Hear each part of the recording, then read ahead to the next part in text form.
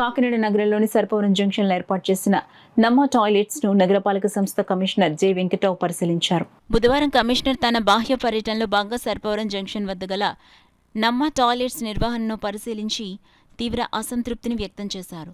సంబంధిత agency ప్రతినిధులపై commissioner తీవ్ర ఆగ్రహం వ్యక్తం చేశారు.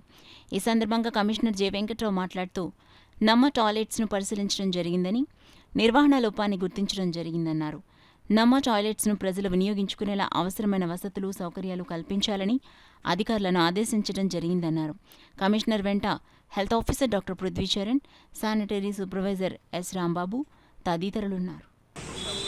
టోటల్గా ఉన్నటువంటి 7 మాడ్యులర్ టాయిలెట్స్ కూడా ఫంక్షనల్ ఎక్కడ ఉన్నాయో ప్రతి ఒక్కరు వెరిఫై చేసి ఇమీడియట్గా ఆల్ మాడ్యులర్ టాయిలెట్స్ కూడా వెంటనే వాటిని ఎక్కడైనా రిపేర్స్ ఉంటే వెంటనే రిపేర్ చేసి వాటిని వినియోగంలో తీసుకురావడానికి చర్యలు తీసుకోవాలి.